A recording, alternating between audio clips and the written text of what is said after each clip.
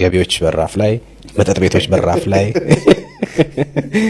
መጠጥ ቤቶች በራፍ ላይ በጣም በብዛት በተለይ ከሲኤምሲ ወደዛና ቦሌ አካባቢ ሌላም ቦታ ኢቭን ከስራ ሰዓት ውጪም አንዳንድ ጊዜ ፀሐይ ሆኖ ድራይቭ እያረክ በመደዳ ተደርድረው እኔ አስቆመውኝ ያውቃሉ።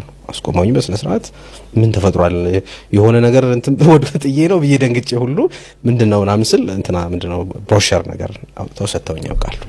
እና ተገቢ ነው፣ ፕሮፌሽናል ነው ወይ ኤቲካል ነው ወይ? በጣም ከባድ ጥያቄ ነው የጠየቀኝ። እኔ ልክ ነው አይደለም የሚለው መመለስ አልፈልግም፣ ግን ላብራራ። አንደኛ ይሄን የሚሰሩ ሴልሶች ሁሉንም ባይሆንም ይሄ ስርዓት የጣሱትን ፕራይቬሲን ሼር የሚያደርጉትን ኢቬድ የሚያደርጉት የግል ስፔስን እንትን የሚያደርጉትን ውጪ ሌሎቹም በጣም ነው ማከብራቸው፣ በጣም ነው ሪስፔክት ያለኝ። ወላ ፀሐይ ቀጥቅጣቸው፣ የሰው ፊት ይግረፋቸው፣ ይስደቧቸው፣ ምን ይበል በቃ ታታሪ ከዛ ቦታ ሳይጠፋ ሌላውን ተውና ዛሬን ሳትሸጥ እኮ ባዶ እጅን ወደ ቤት መግባት ማለት በሴልስ ኤጀንቶች እይታ በጣም በቃ እንደ ፌሊየር ምናምን ነገር ነው የሚታየው። ከዛ ደግሞ ጠዋት ተነስቶ ሊታትር ይወጣል ምናምን። እኔ በጣም ነው ማደንቃቸው። ሁለተኛ ይሄን ነገር ውጤት ባይኖረው አያረጉትም ሴልስ ኤጀንቶች። ቢሊቭ ኢት ኦር ናት። አንድ ነገር አበበ ከበደ ስላረገው አይደለም ሴልስ ኤጀንት የሚበቃ ውጤት ስላለው ነው። ውጤት ባይኖረው አሁን አንተ እንደውም ጠበብ አረከው እንጂ ስኮፖቹን እንገር በቀላሉ ውልና ማስረጃ ካፌ፣ ሬስቶራንቶች፣ ስጋ ቤት፣ መጠጥ ቤቶች ምናምን። መጠጥ ቤትማ ሰውየው ሰከር ካለ 10 ቤት ሊገዛ ይችላል እንደውም በሚልሳዊ ግን just a joke እሱ ኤኒዌይስ ትክክል ነው። የሚያሰለጥኗቸውን ሰዎች ነው ተጠያቂ ማድረግ።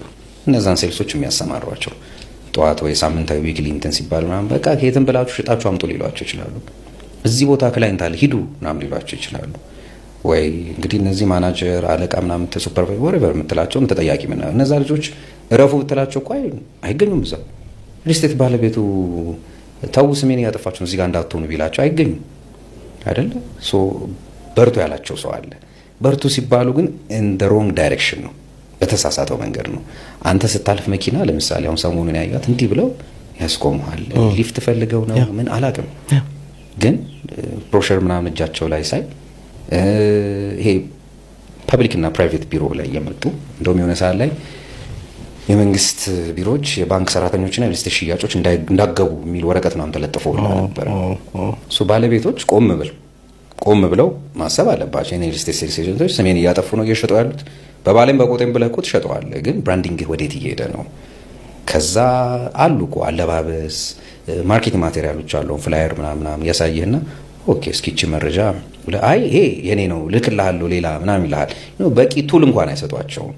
እኔ አንደኛ ተጠያቂ የማደርገው የሪል ስቴቱን አመራሮች ነው፣ ባለቤትን ጨምሮ እውነት ለመናገር እኔንም ራሴ የዛ ሪል ስቴት አማካሪም ልሁን ምንም ልሁን እንደዚህ ነገሮች ሲደረጉ ኦኬ መንገድ ላይ የሚያልፉ ሰዎች ቤት ይገዙናል ካለ ኦኬ ጉድ ችግር የለውም። መንገድ ላይ ሲያልፉ ግን በምን አይነት መልኩ ነው አፕሮች የምናደርገው? አሁን እኔ አቋሚ አንድና አንድ ነው። እንዲያርጉ ምናምን ተቆጣጠሪ አልችላችሁም። ስለዚህ አንድ ኮምፕሌን ከአንድ ደንበኛ ቢመጣ ግን ኮንሲኩዌንሱን ሴልስ ይወስዳል። አቋሚ ያ ነው። ለምን የፈለጋችሁትን አድርጉ፣ ፍሪ ናችሁ። ነገር ግን የማይታለፉ መስመሮች የትኞቹ እንደሆኑ ታውቃለህ። አሁን አንተ ከሴት ጓደኛ ጋር እየሄድክ የሆነ ነገር ጠርቶ እሷን ቢላት ወይ አንተ ሌላ ነገር ውስጥ ነው የምትገባው። ብዙ ታሪኮች ይሰማለሁ። በሽጉጥ መማዘዝ የደረሱ ሰዎች፣ መሰዳደብ፣ በጥፊ መመታት ምናምን። ሴልስ እንደ እንትን ነው የሚያየው። ከነገ ደግሞ የተሻለና ትሬን የሚያደርጓቸው ሰዎች ጋር ነው ትልቁ ችግር ያለው። ስለዚህ ያ ሜንታሊቲ መስተካከል አለበት።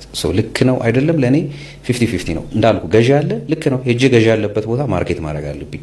ወይ ገዢን ኮሚኒኬት የማድረግበት መንገድ ግን ልጆቹን አላሰለጠንኳቸውም። ምን አለ መንገድ ላይ ስታልፍ መጀመሪያ ላይ ይቅርታ ወንድሜ እንዴት ነህ? ደህና ነህ ወይ? ሰላም ነው ወይ? እግዚአብሔር ይመስገን። እኔ ልዑል እባላለሁ ከእንደዚህ ነው ልስጣት። ምናልባት አጭር ጊዜ ካለ መረጃ ልስጥህ። አያልፈልም ብለው ከሄደ እሺ አመሰግናለሁ ቴንኪው፣ ሌላ ጊዜ ደውልኝ እንካ። እነዚህ እኮ ቢዝነስ ካርድ ራሱ አይሰጧቸውም እኮ ፕሮፐር ነው ቢዝነስ ካርድ መልሰህ እንዳትደውላቸው።